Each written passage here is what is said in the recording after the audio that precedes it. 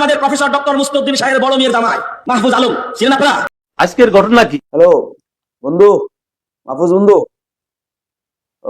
তুই তো মৌলবীদের কিনে সে বিভিন্ন কথা বলতেছস। তুই আল হাদিস নাকি?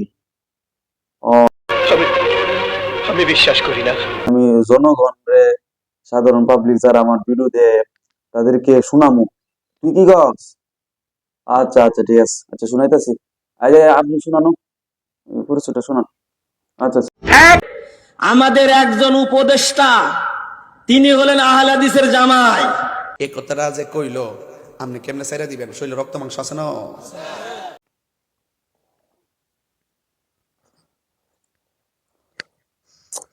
উপদেশটা বন্ধু মাহফুজ, কোনটা ধরস না, কোনটা ধর, তোর পরিচয়টা দিতেছে এক মাহফিল। তুই কোথায় থেকে আসছস, কিভাবে হয়েছস, তোর পরিচিত। হ্যালো বন্ধু, মাহফুজ বন্ধু, তুই তো মৌলবীদের কিনে সে বিভিন্ন কথা বলতেছস। তুই আল হাদিস নাকি? ও, আল হাদিস না? তোর পরিচয়টা মাহফিল দিছে সুন্দর করে। মানে আমি জনগণ রে, সাধারণ পাবলিক যারা আমার বিরুদ্ধে, তাদেরকে শুনামু। তুই কি কস? আচ্ছা আচ্ছা, ঠিক আছে, আচ্ছা শুনাইতেছি। আরে আপনি শুনানো, পরিচয়টা শোনান। আচ্ছা আচ্ছা।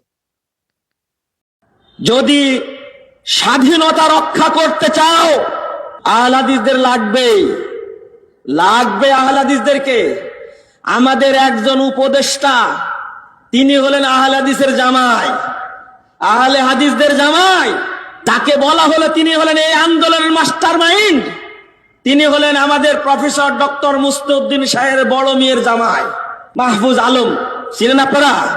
ও, আরে বাপ রে বাপ, ওই মাহফুজ আলে হাদিস তে? আরে কি কো, আমি তো বুঝি না। আলে হাদিস, আলে হাদিস দিন ওই যখন আন্দোলন করছিল শেখ হাসিনার বিরুদ্ধে, অনেক শায়েকরে দেখছে এরা দিন, কইছি তা যায় না, এটা হারাম, শাসকের বিরুদ্ধে। এরা তো যেমন এটি করতে পারে, মনে আবার কো ইসলাম কায়েম বিলুপ্ত নাম, এরা তো কোনো ময়দানও দিই না।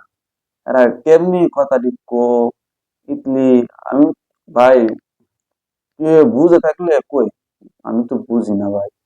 আর আহলে হাদিস, তোরা তোরা হলে কি কইতাম লামাজি, তোরা ভালো না। আর মানুষকে কত ধোঁকা দিই, বাটপারি করি। সময় থাকলে ভালো হ, ভিডিওটা ভালো লাগলে শেয়ার করে সবাইকে দেখার সুযোগ করে দিই।